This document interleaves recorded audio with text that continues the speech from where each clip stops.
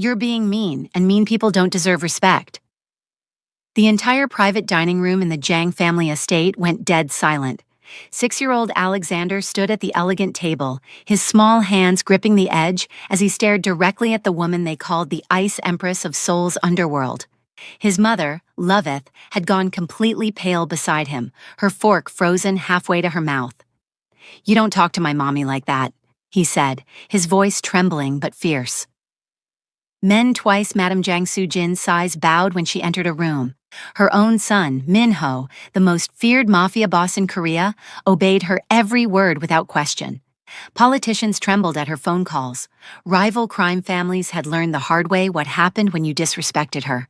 But this black child, this boy who'd walked into her home just 2 hours ago, holding his mother's hand, was standing there with tears streaming down his brown cheeks, calling her mean.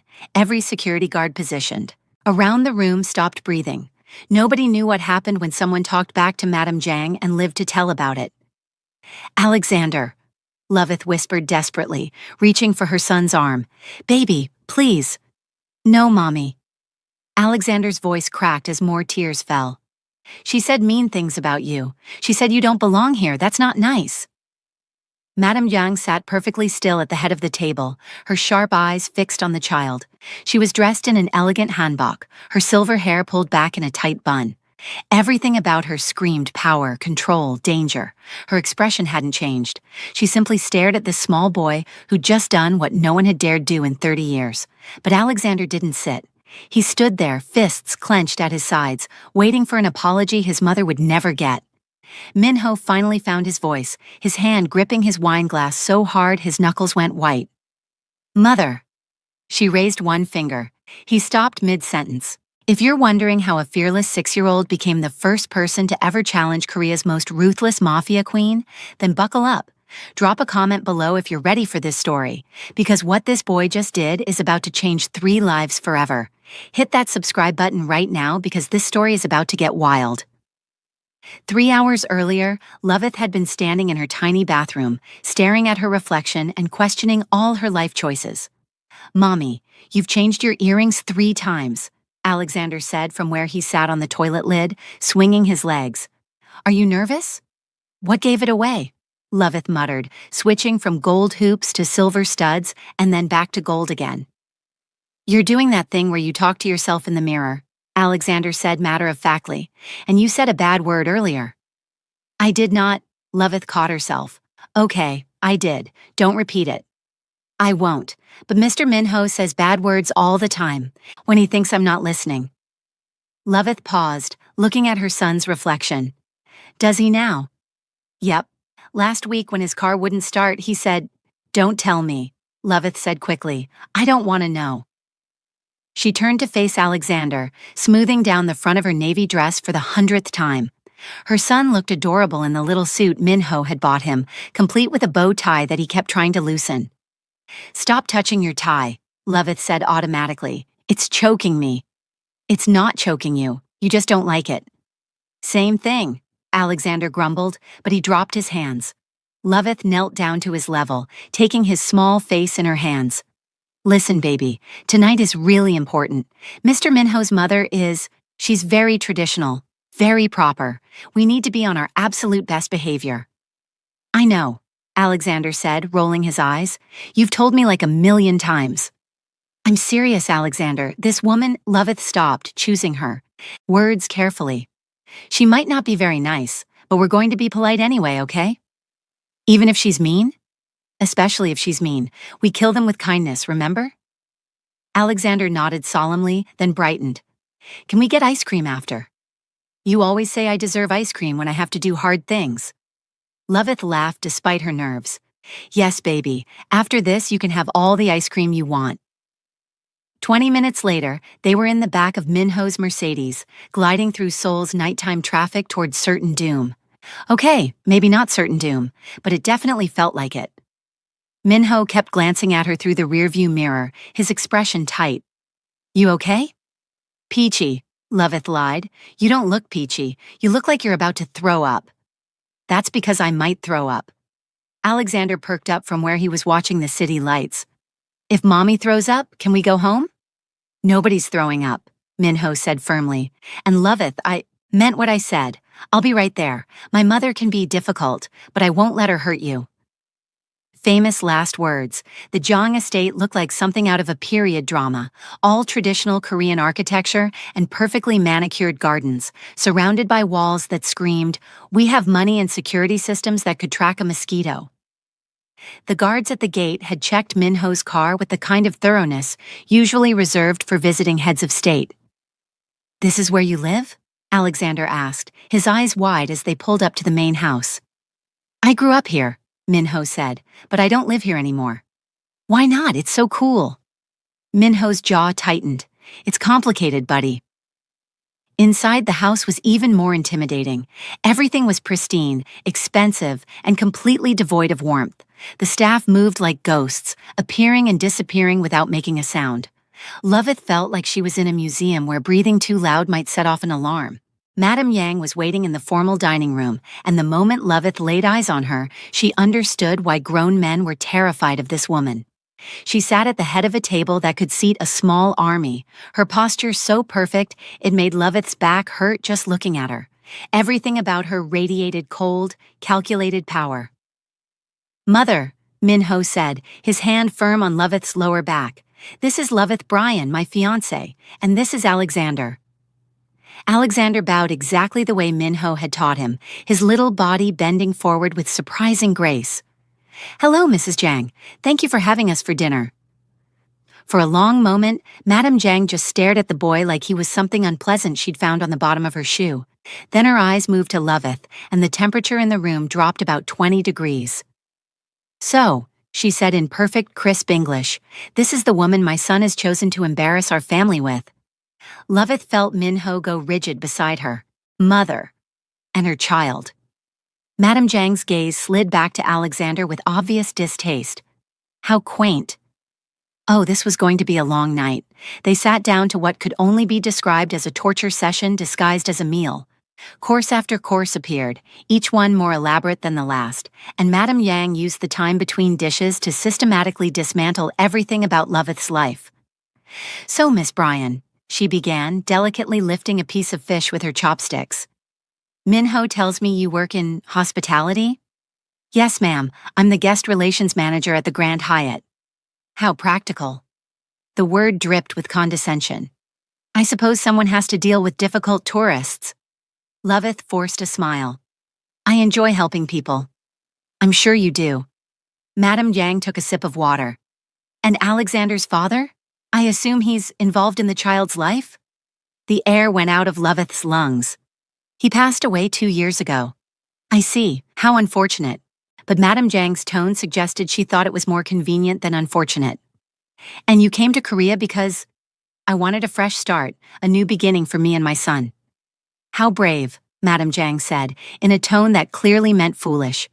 "To come to a country where you don't speak the language, don't understand the culture, and hope to what? Find a wealthy man to take care of you?" Minho's chopsticks clattered against his plate. "That's enough." "Is it?" Madame Jang raised an eyebrow. "I'm simply trying to understand what brings a single mother to a foreign country where she doesn't speak the language, doesn't understand the culture, and somehow manages to catch the attention of my son." The implication was crystal clear. Gold digger, user, opportunist. Loveth felt heat rising in her chest, but she kept her voice level. "I came to Korea because I got a job offer, a good one. I wanted to give Alexander opportunities, expose him to different cultures, show him that the world is bigger than one small town." "How noble," Madame Jang said, not sounding like she thought it was noble at all. "And you expect me to believe that meeting Minho was simply coincidence?" "Believe whatever you want," Loveth said, her patience starting to fray. "The truth is, the truth whether you believe it or not." Madame Jang's eyes narrowed. "The truth is that you're a divorced single mother." "Widowed," Loveth corrected sharply, "who saw an opportunity and took it. My son is one of the most powerful men in Seoul. Of course you'd want to secure him for yourself and your child." Alexander's head popped up from his plate. "Mr. Minho wanted to be with us. He asked Mommy out first."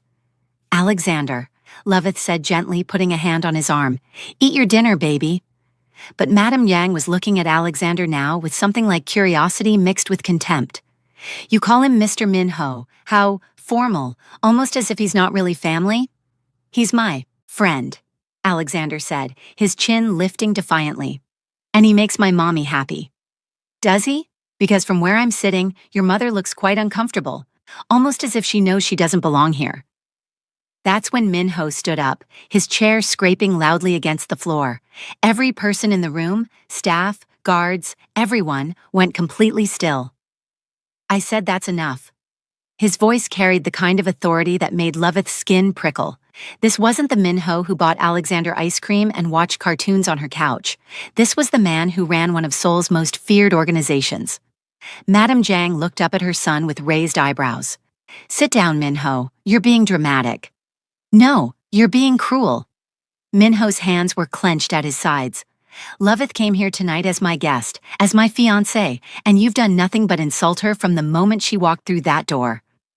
I'm simply being honest. You're being mean. Alexander suddenly shouted, and then he was standing too, his little hands gripping the edge of the table, tears streaming down his face. You're saying mean things about my mommy, and that's not okay. The silence that followed was so complete, Loveth could hear her own heartbeat thundering in her ears.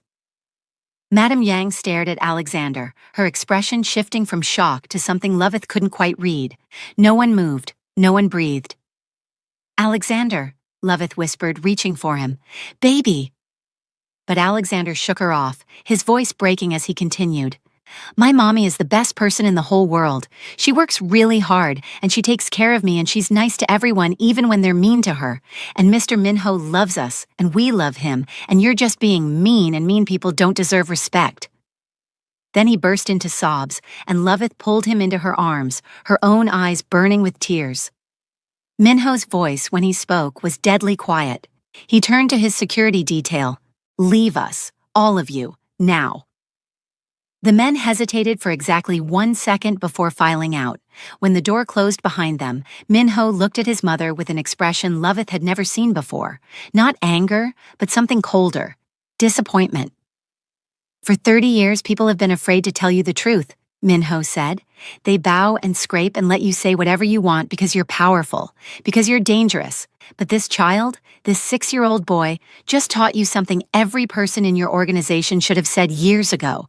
Being powerful doesn't give you the right to be cruel. Madame Jiang's face had gone white, then red. How dare you? No, mother, how dare you? Minho's voice cut through hers like steel. Loveth is the woman I love. She's the woman I'm going to marry, and Alexander is going to be my son. If you can't accept that, if you can't treat them with the respect they deserve, then you're not welcome in our lives. The silence that followed was deafening. Loveth sat frozen, her hand gripping Alexander's so tight she was probably hurting him. She'd never expected this, never expected Minho to choose them so publicly, so completely. Madame Yang's face had gone pale. The worst part is that I brought them here hoping, stupidly, foolishly hoping, that you might see what I see. That Loveth is strong and brilliant and the best thing that's ever happened to me.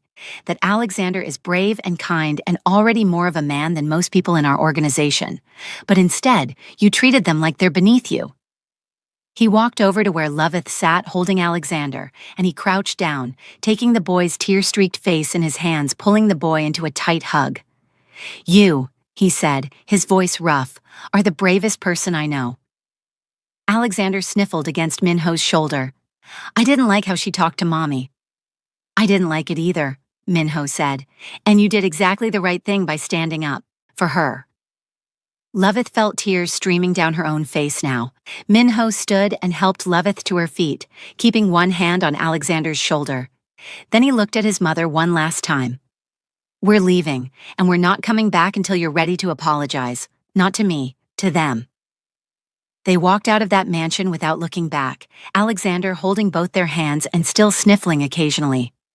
As they drove away, Loveth watched the estate disappear in the rearview mirror and wondered if she'd just witnessed the end of Minho's relationship with his mother, or possibly the end of her relationship with Minho. The next morning, Loveth woke up to her phone buzzing with messages. She grabbed it groggily, squinting at the screen. Minho. I'm outside. I brought coffee and pastries. Can we talk? She looked at the time, 7 a.m. The man was nothing if not persistent. She threw on a robe and opened the door to find Minho standing there looking like he hadn't slept at all, holding a cardboard carrier with coffee cups and a bag from her favorite bakery. You look terrible, she said. I feel terrible. He held up the coffee. Peace offering? She sighed and stepped aside to let him in. They sat on her tiny balcony, Seoul waking up below them, and for a long moment neither of them spoke. I need to move you and Alexander, Minho said finally. Loveth's coffee cup stopped halfway to her mouth. Excuse me? My mother knows about you now, which means everyone in my world knows about you. He ran a hand through his already messy hair. And I have enemies, Loveth, people who would love nothing more than to find a weakness they could exploit. And we're your weakness, Loveth said flatly. You're everything, Minho corrected, his dark eyes intense, which makes you valuable, which makes you a target. Loveth set down her coffee cup, her hands suddenly shaking. So what are you saying? That loving you comes with a price tag? That Alexander and I have to live in fear because of who you are? I'm saying I want you somewhere I can protect you. My penthouse in Hanam-dong has security, safe rooms, everything you'd need. I don't want to need those things. Loveth's voice rose. I don't want my son growing up in a fortress. I don't want armed guards and panic rooms and… She stopped, tears burning her eyes. I don't want this, Minho. The words hung between them like a blade. You don't want me, Minho said quietly. It wasn't a question. I don't want this life, Loveth clarified, but her voice was shaking. Your mother called my son baggage. She implied I'm a gold digger, and now you're telling me we need to go into hiding because loving you puts us in danger? How is any of this okay? Minho's jaw tightened. It's not okay. None of it is okay, but I can't change who I am or the world I live in. All I can do is try to keep you safe. And what if I don't want to be kept? Loveth stood up, wrapping her robe tighter around herself. What if I want to be able to walk down the street without looking over my shoulder? What if I want Alexander to have a normal childhood without bodyguards and security protocols? Then you're with the wrong man, Minho said, and the defeat in his voice broke something in Loveth's chest. They stared at each other, and Loveth felt the weight of an impossible choice pressing down on her. Love Minho and accept this life, or walk away and keep the peace she'd built for herself and Alexander. I need to think, she said finally. Okay. Minho stood, and he looked like he wanted to reach for her but didn't dare. But while you're thinking, I need you to at least consider moving temporarily, just until I can handle some situations, please, Loveth. She wanted to say no, wanted to draw a line in the sand and demand he figure out his life before dragging her into it, but the fear in his eyes was real, and she knew Minho well enough to know he wouldn't ask, unless the danger was real too. Before Loveth could answer, they heard a small voice from the doorway. Are you making Mommy cry again? They both turned to see Alexander standing there in his pajamas, rubbing his eyes and looking suspicious. Minho smiled. Come here, buddy. Alexander patted over and Minho lifted him onto his lap. I'm trying to convince your mom that we should all live together for a while, to keep you both safe. What do you think? Alexander looked between them seriously, then nodded. I think that's a good idea, but you have to promise to protect Mommy from mean grandmas. Minho laughed, the sound surprising all of them. I promise. Cross my heart. And you have to keep buying me ice cream, Alexander added, completely serious. Deal. Alexander looked at his mother. Mommy, can we stay with Mr. Minho, please? His house probably has cool stuff. And despite everything, despite the fear and the doubt and the impossible situation, Loveth found herself softening at her son's hopeful face. Because Alexander didn't understand the danger, didn't see the complications. He just saw someone who made his mom happy and wanted to keep them safe. She looked at Minho, then back at her son and sighed. Temporarily, she said finally, her voice firm. Just until things settle down, but this doesn't mean I've forgiven you, Minho. Minho's face flooded with relief. I understand. And I don't want to talk about it. I don't want to process or discuss or… Her voice cracked. I just need space. Can you give me that? Whatever you need, he said quietly. Alexander frowned. Does that mean you're still mad at Mr. Minho? Very mad, Loveth confirmed. So he's getting the ice treatment?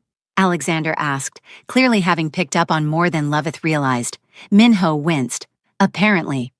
Not just ice treatment, Loveth corrected, looking directly at Minho. The Arctic freeze treatment. Welcome to the tundra, baby. Minho actually smiled at that, even though it didn't quite reach his eyes. Understood. What Loveth needed was time. What she got was chaos. If you're loving this story, make sure you hit that like button because you won't believe what happens when Madame Jang realizes she's met her match. And drop a comment below telling me what you would have done if you were in Loveth's shoes. They moved into Minho's penthouse 3 days later, and Loveth had to admit, begrudgingly, that it was stunning. And he has taste.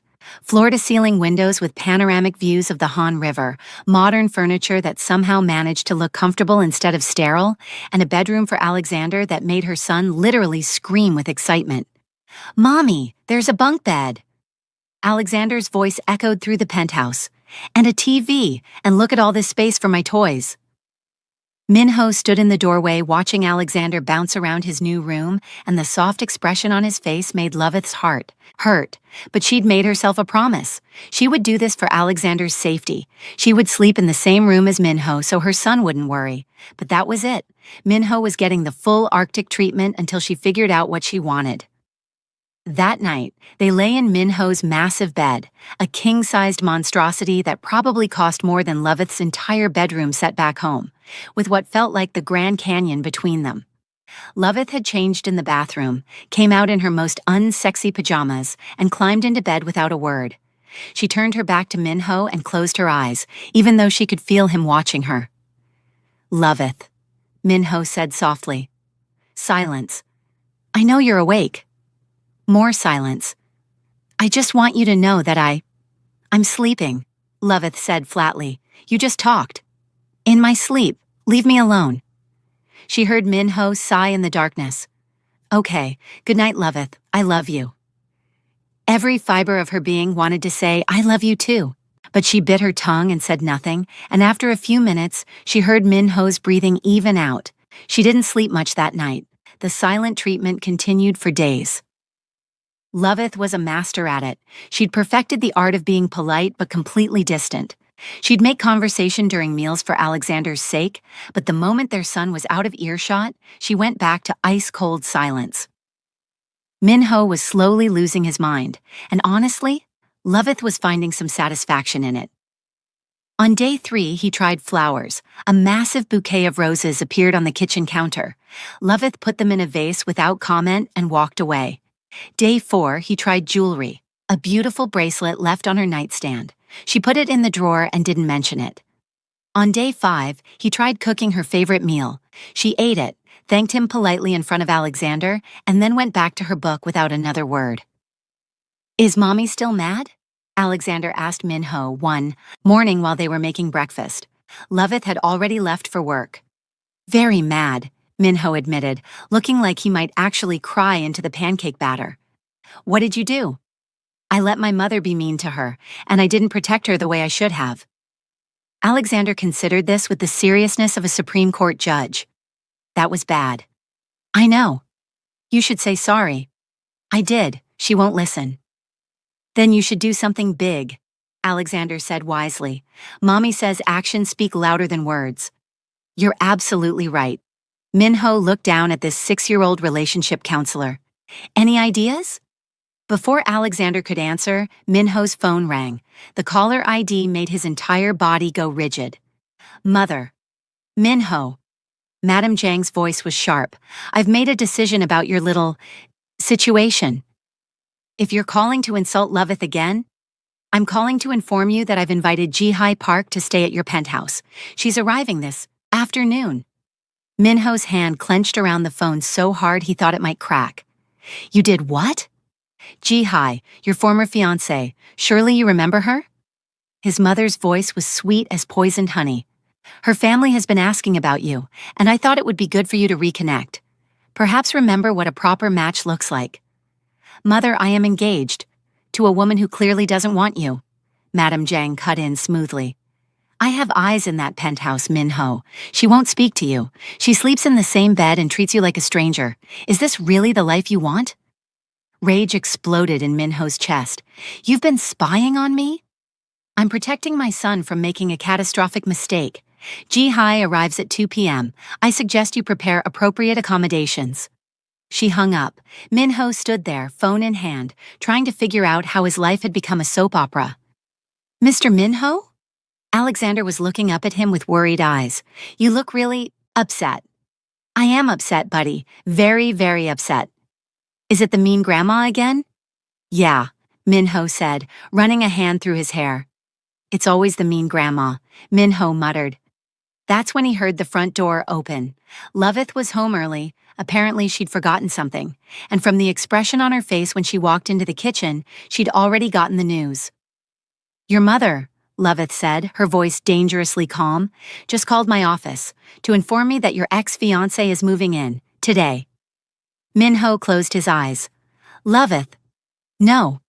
She held up a hand. I need you to explain to me right now why I shouldn't pack Alexander's things and walk out that door. Because I didn't invite her, Min-ho said desperately. My mother did this without asking me, without my permission. And are you going to tell her no? Min-ho opened his mouth and then closed it. Because the truth was complicated. The Park family was powerful. Refusing Ji-hai entry would cause business complications, could destabilize alliances, create the kind of mess that... Loveth saw the hesitation and laughed bitterly. That's what I thought. Loveth, please, I just need to think about how to handle this. You need to think about it? Loveth's voice rose. Your ex-fiancé is moving into your house and you need to think about whether to say no? It's not that simple. It's exactly that simple. Loveth grabbed her purse. I told you I didn't want this. I told you I didn't want to live in a world where your mother can just move people around like chess pieces, and here we are. Mommy, Alexander called out, his eyes wide and scared. Where are you going? Loveth's expression softened immediately. Nowhere, baby. Mommy's just frustrated. Are you mad at Mr. Min-ho again? Yes. Still? Alexander's bottom lip trembled. But I thought you were getting better. And that, right there, was the moment Loveth realized she was trapped. Because leaving would break Alexander's heart, staying would break her own, and she didn't know which was worse. The doorbell rang, all three of them froze. That's her, isn't it? Loveth said flatly. Min-ho checked his watch. She's early. Of course she is. Alexander ran to answer the door before either adult could stop him, and they heard his cheerful voice echo through the penthouse. Hello, are you here to visit? Min-ho and Loveth rushed to the entryway to find Alexander staring up at what could only be described as a Korean Barbie doll. Ji-hai Park was tall, elegant, dressed head to toe in Chanel, and holding herself like she owned the place. She looked down at Alexander with barely concealed distaste. Yes, I'm visiting. Is your mother here? Right here, Loveth said, stepping forward. Ji-hai's eyes swept over Loveth, from her work clothes to her natural hair to her comfortable flats, and the dismissal in that gaze was instant. You must be the American, Ji-hai said, her English perfect but cold. How interesting. Loveth smiled, and it was not a nice smile. And you must be the ex. How desperate. Min-ho made a choking sound. Ji-hai's perfectly made-up face tightened. I'm sorry? You should be, Loveth said sweetly. Sorry that his mother had to call you to get you into his house. That's gotta sting, needing someone's mommy to fight your battles. I was invited. By his mother, not by him. Which makes you what? A house guest he didn't want. A scheme he didn't ask for. Loveth tilted her head. How does it feel knowing that even with your designer clothes and your family connections, you still can't get a man who actually wants you? The room went deadly silent. Ji-hai's face had gone white, then red. How dare you? How dare I what? Tell the truth. Loveth stepped closer, and despite being several inches apart, she somehow made Ji-hai step back. Let me make something very clear. I don't care who your family is. I don't care what arrangements were made years ago, and I definitely don't care that his mother sent you here to try to make me leave. Loveth, Min-ho tried to interject. No, let me finish. Loveth's eyes never left Ji-hee's face. Minho is mine, not because I trapped him or used him or whatever story you've been told, but because he chose me. Every single day he chooses me and my son, and that drives you crazy, doesn't it? That a single mother from Texas with no connections and no perfect pedigree somehow won the heart of the man you couldn't keep? Jihai's mouth opened and closed like a fish. So here's how this is going to go, Loveth continued, her voice deadly calm. You can stay here. Madame Jiang already arranged it, and I'm sure backing out would cause all sorts of political problems. But if you think for 1 second that you're going to come between me and Minho, you're even more delusional than I thought. She turned to Minho, who was staring at her like he'd never seen her before. I'm still mad at you, she said. We'll talk later. Then she swept past Ji-hai, grabbed her forgotten folder, and walked out the door, leaving 3 stunned people in her wake. Your fiancé is terrifying, Ji-hai said faintly. I know, Minho said, and he sounded oddly proud. Isn't she amazing? Alexander tugged on Ji-hai's designer bag. Miss, are you really staying here? Yes? Okay. Alexander smiled angelically.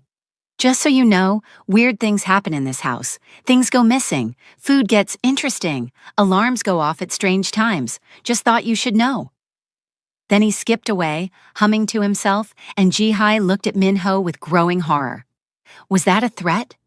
That, Minho said, was a warning. If you're loving Loveth's energy right now, you need to hit that subscribe button because it's about to get even better.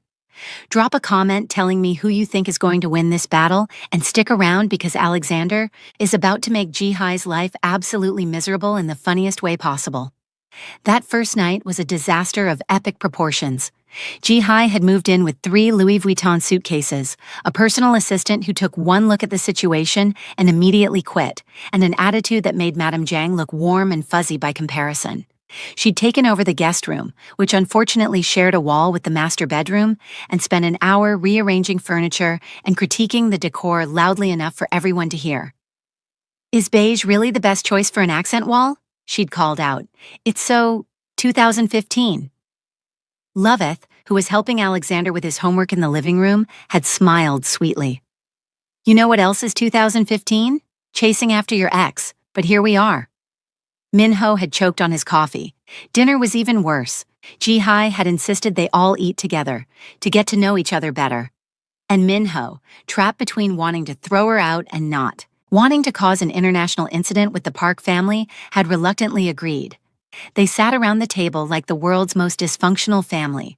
Alexander sat between Loveth and Minho, swinging his legs and eyeing Ji-hai with open suspicion. Ji-hai sat across from them, looking like she was posing for a magazine spread even while cutting her steak. So Loveth, Ji-hai said, taking a delicate sip of wine, Minho mentioned you work in hospitality? Guest relations, Loveth said, at the Grand Hyatt. How lovely. You must meet all sorts of interesting people. The way she said interesting made it sound like a disease. I do, Loveth agreed. Just yesterday, I helped a woman who was convinced her suite wasn't good enough. Turned out she just had unrealistic expectations and an overinflated sense of self-importance. Ji-hai's smile froze. Funny how that happens, Loveth continued innocently. Some people just don't understand that you can't always get what you want, no matter how much you whine about it. Minho was gripping his fork so hard his knuckles were white, and Loveth couldn't tell if he was trying not to laugh or trying not to scream. And what do you do, Miss Ji-hai? Alexander asked, his voice sweet as sugar. Ji-hai turned to him with a patronizing smile. I manage my family's art gallery. We showcase very important contemporary Korean artists. So you hang up pictures? Alexander asked. It's much more complex than that. But mostly you just hang up pictures and tell people they're good? Ji-hai's eye twitched. It's called curation. My mommy helps people when they're sad or scared or lost, Alexander continued, completely steamrolling over her. She makes them feel better. What do you do that makes people feel better? There was a beat of silence, and then Ji-hai's smile turned sharp. Well, I provide cultural enrichment. Not everyone can appreciate art, of course. It requires a certain level of sophistication. Oh, Alexander said, nodding seriously. So you help fancy people look at fancy pictures. That's nice, I guess. Loveth bit her lip to keep from laughing, and Minho had to excuse himself to check on something in the kitchen, which definitely wasn't him trying not to crack up. Minho and I used to attend gallery openings together. Ji-hai continued when Minho returned, looking at him with doe eyes that made Loveth want to throw something. Do you remember that exhibition at the Seoul Museum of Art? You said my analysis of the installation pieces was brilliant. That was 5 years ago, Minho said flatly. Was it? Time flies when you're with someone who truly understands you. Ji-hai reached across the table like she was going to touch Minho's hand. Loveth's fork hit her plate with a loud clink. Alexander, bedtime. But Mommy, I'm not. Now please. Alexander recognized that tone, the one that meant Mommy was 2 seconds from doing something. She'd have to apologize for later, and scrambled out of his chair. As Loveth led him away, she heard Ji-hai's tinkling laugh and Minho's terse, "Don't touch me," and she felt something dark and violent coil in her chest. In Alexander's room, after he was tucked in, her son looked up at her with serious eyes. "I don't like her, Mommy." "I don't like her either, baby." "Why is she here?" Loveth sighed, sitting on the edge of his bunk bed. "Because Mr. Minho's mother is trying to cause trouble. She thinks if she sends this woman here, I'll get upset and leave." "Are you going to leave?" "No," Loveth said firmly, "because I'm not going to let some fancy lady in designer clothes tell me what to do, and neither should you." Alexander's face split into a mischievous grin. "So if weird things happen to her stuff, you won't be mad?" "Alexander, I'm just asking," her son said innocently. "Hypothetically." Loveth tried to look stern. "We don't mess with people's things. Even when they're trying to steal Mr. Minho? Even then, we're better than that." "Okay, Mommy." Alexander settled into his pillow, and Loveth could practically see the wheels turning in his little head. This was going to be a disaster. Back in the master bedroom, Loveth changed in the bathroom and emerged in her most unsexy pajamas, an old t-shirt and sweatpants, to find Minho already in bed, looking exhausted. "Loveth," he started. She held up a hand. "I don't want to talk. Please, just let me." "I said I don't want to talk." She climbed into bed, turned her back to him, and closed her eyes. "She's leaving tomorrow," Minho said quietly. "I'm going to tell my mother that this isn't acceptable, that she can't just—" "You said that 2 days ago," Loveth said, her voice muffled by the pillow. "And yet here we are, with your ex-fiancé sleeping 20 feet away." "I'm handling it." "Are you? Because from where I'm lying, it looks like you're letting everyone walk all over you. Your mother, Ji-hai, everyone except the people who actually matter." "You matter," Minho said desperately. "You and Alexander are the only things that matter." "Then prove it," Loveth said. "Stop talking about what you're going to do and actually do it." She heard Minho's sharp intake of breath, felt the bed shift as he moved closer. "Don't," she warned without turning around. "I'm serious, Minho. I need space." He stopped moving, and the silence that followed was painful. "I love you," he said finally, his voice rough. "I know you don't want to hear it right now, but I need you to know. I love you so much it terrifies me." Loveth squeezed her eyes shut, fighting tears. "Good night, Loveth." She didn't say it back, and that silence between them felt like a chasm. The next morning, the chaos began in earnest. Ji-hai's expensive alarm clock went off at 4:30 a.m., blaring on repeat. And mysteriously, none of the buttons would turn it off. Her shriek of frustration woke the entire penthouse. "What is that noise?" she screamed. Minho stumbled out of the bedroom, half asleep. Loveth followed more slowly and found Alexander standing in his doorway, rubbing his eyes with the most innocent expression she'd ever seen. "What's wrong?" her son asked sweetly. "My alarm." Ji-hai appeared in the hallway in a silk robe, her hair wild, her makeup-free face showing actual human emotions for once. "It won't turn off." "Did you try unplugging it?" Alexander suggested helpfully. "Of course I tried." Ji-hai stopped, took a breath. "Yes, I tried unplugging it. It won't stop." "Weird," Alexander said, shaking his head. "Technology is so unreliable." Minho finally managed to stop the alarm by literally removing the batteries, and Ji-hai stormed back to her room, slamming the door hard enough to rattle the walls. Loveth looked down at her son. "Alexander." Yes, Mommy. What did we talk about last night? Not messing with people's things, Alexander recited dutifully. I didn't mess with her things, I just set her alarm to help her wake up early. That's being helpful. Loveth tried to look stern, but the corners of her mouth were twitching. That's not helpful. That's sabotage. Is there a difference? Yes. Okay, Mommy, I'll remember that. Alexander's smile was absolutely angelic, and Loveth knew for a fact that her son would remember no such thing. Day 4 of Jihai's stay, her designer shampoo mysteriously got replaced with Alexander's strawberry-scented kids' shampoo. She didn't notice until she was blow-drying her hair and realized it smelled like a candy store. Day 5, her favorite coffee mug developed a mysterious crack that leaked all over her expensive silk blouse. Day 6, all of her shoes ended up on the balcony. All of them, in the rain. I don't understand, Jihai wailed to Minho. Why does everything keep going wrong?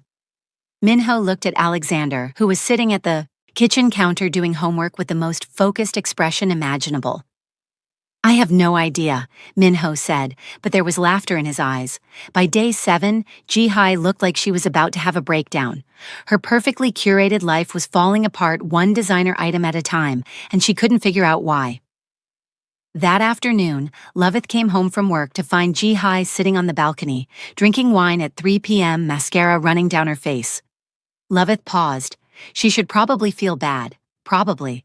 But looking at this woman who'd waltzed into her home trying to steal her man, who'd been condescending and rude and entitled, Loveth felt exactly zero sympathy. Still, she wasn't heartless. You okay? She asked, stepping onto the balcony. Jihai looked up, and for the first time, she looked human instead of plastic. Do I look okay? Loveth sat down across from her. Not really, no.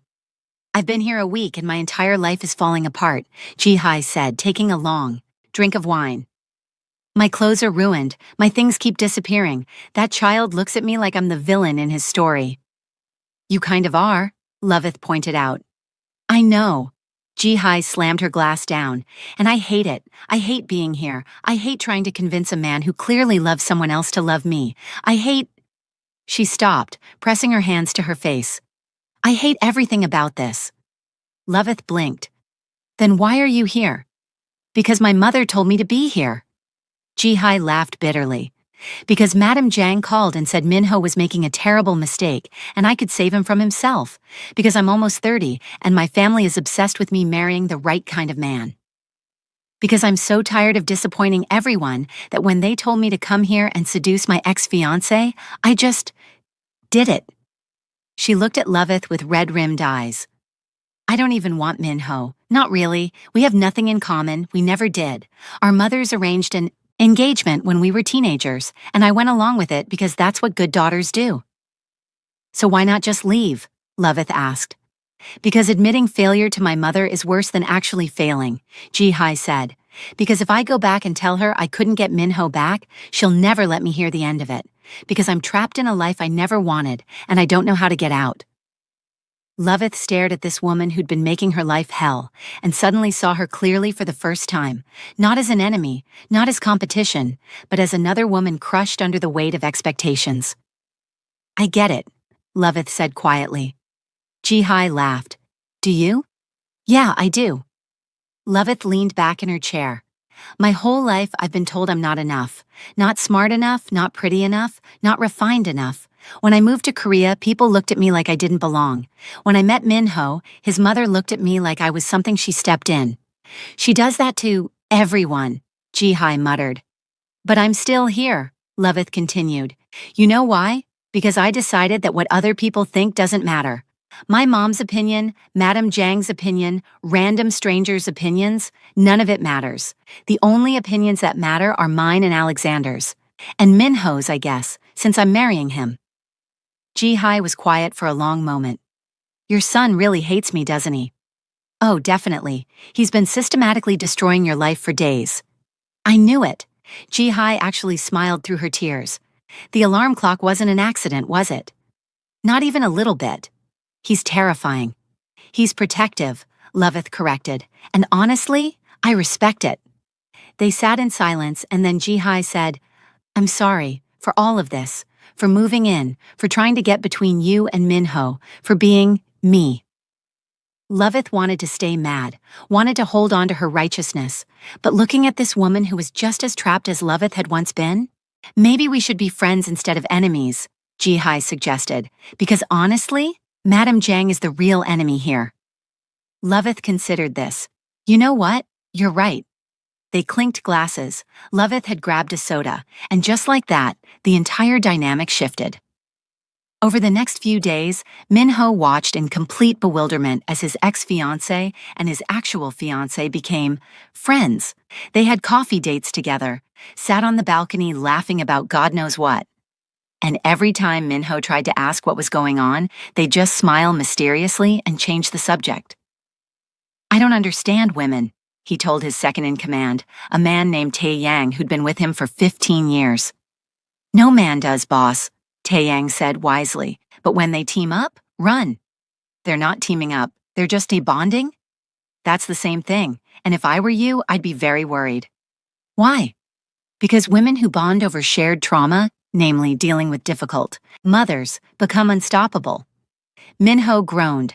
The situation came to a head when Madame Jiang called Jihai to check on her progress. How is the plan going? She asked. Jihai had put the phone on speaker. Loveth was sitting right there, painting Jihai's nails a bold red while Alexander played on his tablet nearby. Oh, it's going wonderfully, Jihai said, winking at Loveth. Minho and I have been spending so much time together. This was technically true. They'd spent time together, along with Loveth and Alexander, as a very weird, very dysfunctional family unit. Excellent, Madame Jiang said, satisfaction dripping from her voice. And the American? Oh, she's been very accommodating. I think she's starting to realize she doesn't belong here. Loveth had to stuff her fist in her mouth to keep from laughing. Good, good. Keep pushing, Jihai. Minho will see reason soon. Oh, I'm sure he will, Jihai said, barely keeping the laughter out of her voice. I'm sure. He'll see all sorts of things very clearly. After they hung up, all three of them, Loveth, Jihai, and Alexander, burst into giggles. Your future mother-in-law is diabolical, Jihai said. Tell me about it, Loveth groaned. But you know what? I think it's time we showed her exactly what happens when you underestimate women. Jihai's eyes lit up. What did you have in mind? How do you feel about a very public, very visible shopping trip? With photos? I love it. Let me call my photographer friend.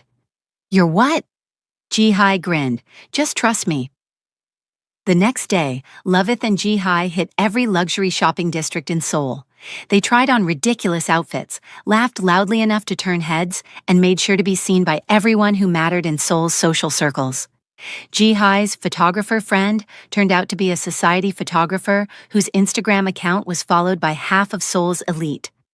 By evening, photos of Minho's fiancés shopping together were all over social media. The captions ranged from unexpected friendship alert to plot twist of the century to when your ex and your current partner become besties. Minho's phone started ringing off the hook. He came home that evening looking shell-shocked. What did you two do? Loveth and Jihai were on the couch in face masks, watching K-dramas and eating popcorn. They looked up innocently. Shopping, Loveth said. Why? My mother has called me 8 times. She's losing her mind. Is she? Jihai examined her nails. That's unfortunate. She's demanding to know what's going on, why you two are suddenly best friends, and whether I've lost complete control of my life. Have you? Loveth asked sweetly. Minho stared at them, and then he started laughing. Deep, genuine laughter that made his whole body shake. You two are absolutely evil, he said. We prefer strategic, Loveth corrected. I'm so confused right now, Minho admitted, running a hand through his hair. But also kind of impressed, and definitely terrified. Good, both women said in unison. Alexander wandered in from his room, took one look at the scene, and nodded approvingly. This is much better. Are we keeping Miss Jihai? Just until I find my own place, Jihai said, ruffling his hair. But your mom and I are friends now. Good, Alexander said seriously, and I think we should have a party. A party? Minho raised an eyebrow. Yeah, to celebrate that the mean grandma's plan didn't work and Mommy isn't mad anymore, and Miss Jihai found her own boyfriend. Wait, what? Loveth and Minho said in unison. She met a guy at the coffee shop yesterday, Alexander said matter-of-factly. He has nice hair, she showed me pictures. Loveth made a mental note to get all the details from Ji-hai later. Does that mean you'll stop trying to steal Mr. Minho? I was never really trying to steal him, Ji-hai admitted. I was just doing what I was told, but I'm done with that now. Alexander considered this seriously. Okay, then I'll stop putting bugs in your stuff. That was you, Ji-hai shrieked, but she was laughing. Obviously, Alexander said. Like this should have been clear all along. That night, after Alexander was asleep and Ji-hai had retreated to her room, Loveth and Minho finally had a real conversation. They sat on the balcony, Seoul glittering below them, and for the first time in 2 weeks, Loveth didn't immediately turn away when Minho tried to talk. I'm sorry, he said quietly. For all of it.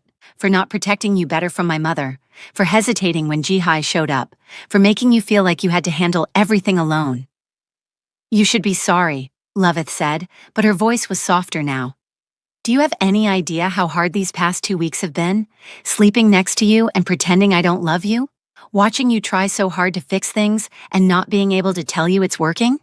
It's working? Minho's voice was hopeful. A little. Loveth admitted. Ji-hai helped, actually. Seeing that she was just as trapped by family expectations as I felt, it made me realize we're all just trying to survive your mother's manipulation. Speaking of which, Minho said, pulling out his phone, I need to show you something.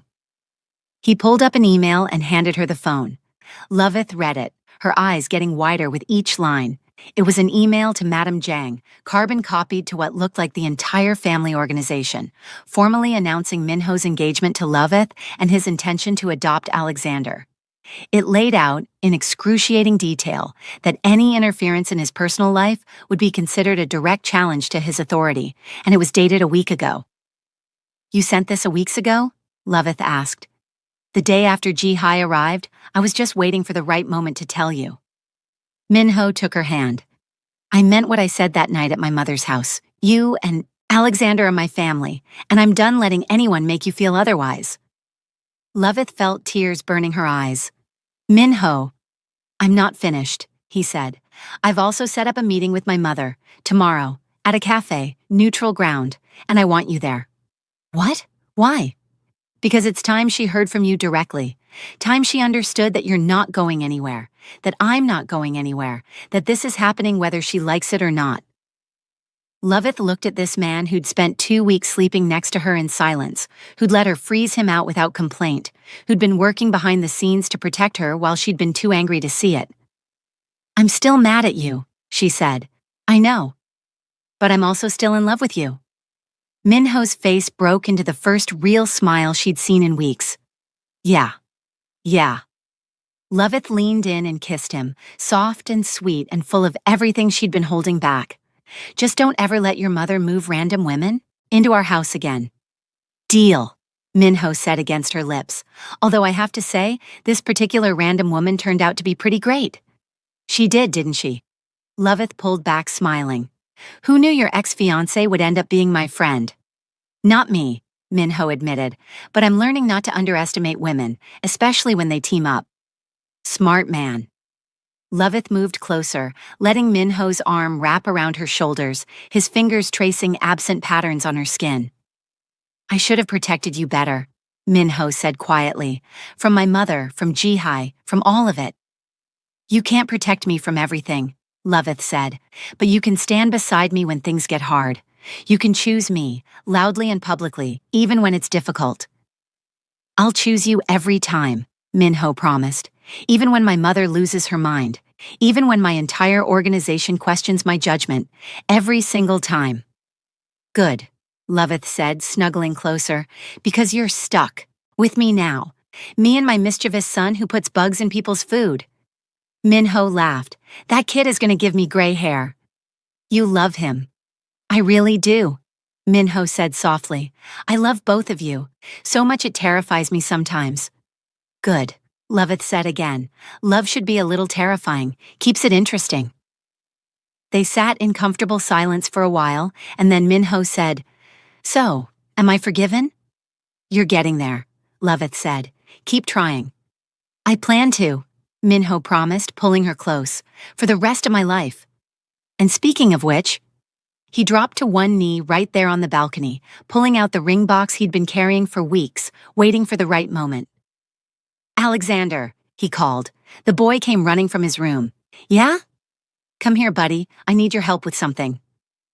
Alexander ran over and Minho took his hand, placing it on the ring box.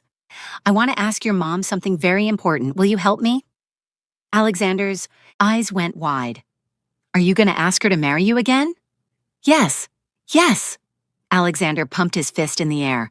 I'll be the best helper ever. Together they opened the box, revealing a stunning diamond ring that caught the light and made Loveth's breath catch.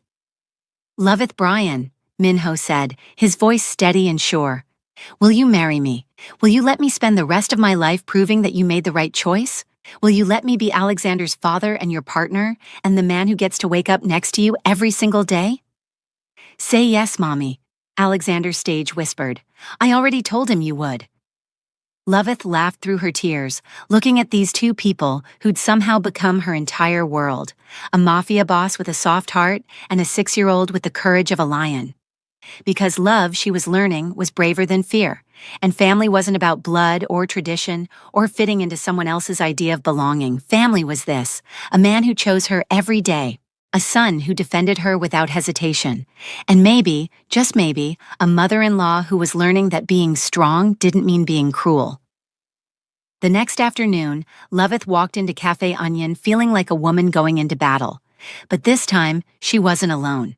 Jihai had offered to come for moral support and was sitting at a nearby table pretending to read a magazine while actually ready to intervene if things got ugly. And Minho was right beside her, his hand warm in hers. Madame Yang sat in her usual corner booth, looking perfectly composed except for the tightness around her eyes. You brought her, she said to Minho, disapproval dripping from every word. She's my fiancée, Minho said firmly. Where I go, she goes. They sat down, and for a long moment nobody spoke. Finally, Madame Jiang turned her sharp gaze to Loveth. I underestimated you. Yes, Loveth said. You did. Jihai was supposed to remind Minho of what a proper match looks like. Instead, she became your... Madame Jiang struggled with the word. Friend? She did, Loveth confirmed. Turns out we have a lot in common. Such as? Such as dealing with controlling mothers who think they know what's best for their children. Loveth leaned forward. Here's what I think happened. You spent your whole life being strong because that's how you survived. You fought for your place, became hard because soft meant weak, but you forgot that strength can look different. That love can be powerful, that sometimes the bravest thing you can do is let go. Madame Jiang's jaw tightened. You don't know anything about my life. I know what it's like to be judged for where you came from, Loveth said quietly. I know what it's like to fight for everything you have. I know what it's like to be told you don't belong somewhere, even though you know you do. So yeah, I think I understand more than you think. There was a long silence, and then Madame Yang said, You're not what I wanted for, Minho. I know, but I'm what he chose, and more importantly, I'm what makes him happy. Loveth squeezed Minho's hand. I'm not here to replace you or push you out of his life, but I'm also not going anywhere. So you have a choice. You can keep fighting this and lose your son, or you can accept it and gain a daughter-in-law and a grandson who might actually like you if you give them a chance. I don't know how to do that, Madame Jiang admitted, and for the first time, she looked old, tired. I've been one way for so long. Then learn, Loveth said simply. Start small, come to dinner, talk to Alexander like he's a person, not a problem. Acknowledge that maybe your son knows what he's doing. Minho spoke up for the first time. I'm marrying Loveth in 3 months. I'm adopting Alexander. This is happening, Mother. The only question is whether you'll be part of it. Madame Jiang looked between them, and something complicated crossed her face. 3 months? 3 months, Minho confirmed. That's very soon.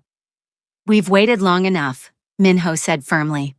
There was another long pause, and then Madame Jiang did something neither of them expected. She smiled, not warmly, but not cruelly either. You remind me of someone, she said finally. My mother, she was from Busan, from nothing. When she married my father, his family treated her exactly the way I treated you, like she was dirt they'd tracked into their clean house. Loveth blinked. She hadn't expected this. She took it for years, Madame Jiang continued. The insults, the dismissal, the constant reminder that she didn't belong. And then one day, she'd had enough. She stood up to my grandmother in front of the entire family and told her that cruelty dressed up as tradition was still just cruelty. What happened? Loveth asked. My grandmother never spoke to her again, but my mother didn't care. She'd found her voice, and she never lost it again. Madame Jiang's expression shifted into something complicated. I swore when I married into power that I would never be weak like that, never let anyone make me feel small. I became hard because I thought that's what survival looked like. And now? Loveth asked carefully. Now my son looks at me like I'm a stranger. Now a 6-year-old child had the courage to say what no one else would. And now I'm sitting in a cafe I would never normally visit, trying to figure out how to fix what I broke. Loveth sat back, completely thrown. Why are you telling me this? Because Min-ho loves you, Madame Jiang said bluntly. And I've seen my son with many women over the years. Women who wanted his money, his power, his name. But I've never seen him look at someone the way he looks at you. Like you're the only thing in the room that matters. She paused, and for the first time, Loveth saw something human in those cold eyes. And because your son did what I should have done 30 years ago, Madame Jiang continued. He defended someone he loves without caring about the consequences. That kind of bravery is rare, even in my world, especially in my world. Min-ho had stayed mostly quiet, letting the two women navigate this conversation, but his hand never left Loveth's. When they finally prepared to leave, Madame Jiang paused. I'd like to come to dinner once a week if you'll allow it. Loveth glanced at Min-ho, who nodded almost imperceptibly. She turned back to Madame Jiang. Once a week, but the first time you insult me or Alexander, that's it, we're done. I understand, Madame Jiang said quietly, and I'll try, but I'm not promising miracles. Nobody's asking for miracles, Loveth said, just basic human decency. Don't push your luck, Madame Jiang warned, but there was almost humor in her voice. As they left the cafe, Loveth felt lighter than she had in months. It wasn't perfect. It probably would never be perfect. But it was a start. Ji-hai was waiting outside and she raised her eyebrows questioningly. We have weekly dinners now, Loveth said. Voluntarily? Apparently. You're braver than me, Ji-hai said with a laugh. 3 months later, on a perfect spring day, Loveth stood in a small chapel in Seoul, wearing a dress that made her feel like royalty. Ji-hai was there as a bridesmaid, having become one of Loveth's closest friends despite the weird way they'd met. You look stunning, Ji-hai said, stepping back to admire her work. I'm nervous, Loveth admitted. Don't be. Min-ho is out there looking like he might actually cry, and Alexander has been practicing his ring-bearer walk for weeks. It's going to be perfect. Is your boyfriend here? Ji-hai blushed. His name is Sung Min, and yes, he's here. My mother is losing her mind about it, which makes it even better. Good for you, Loveth said, squeezing her hand. Alexander was the ring-bearer, and he took his job so seriously that he walked at approximately 1 mile per hour, making sure every step was perfect. The guests were trying so hard not to laugh. Min-ho stood at the altar looking like Loveth was the only person in the world, and when she walked down the aisle, his eyes got suspiciously shiny. And in the front row, wearing traditional hanbok and looking almost uncomfortable with the softness in her expression, sat Madame Jiang Su-jin. She caught Loveth's eye and gave the smallest nod. It wasn't much, but it was enough, because some victories weren't won in a day. Some battles took time, patience, and the kind of courage that came from loving someone enough to keep trying. As Min-ho took her hand and Alexander beamed up at both of them, Loveth realized something important. She'd been right to be afraid, right to protect herself and Alexander, right to demand respect and dignity, but she'd also been right to take the chance, to fight for this, to believe that love could be bigger than fear, stronger than tradition, braver than doubt. Ready? Min-ho whispered, as the ceremony began. Ready, Loveth whispered back. And together, with Alexander between them and a future full of chaos and love, and probably more schemes from Madame Jiang, but also weekly dinners where they were slowly, painfully becoming a real family, they said, I do. Because this was their family now. Messy, imperfect, absolutely worth everything. If this story made you laugh, warmed your heart, or had you rooting for Loveth the whole way through, then smash that subscribe button right now. Drop a comment and tell me what you think family dinners with Madame Zhang are going to look like, because I have a feeling Alexander is going to keep everyone on their toes. And also, he's going to give Minho a serious run for his money. Before you go, check out the next video where we explore what happens when Alexander accidentally tells his entire class that his new dad makes bad people disappear for a living. Trust me, you do not want to miss that chaos. See you in the next story.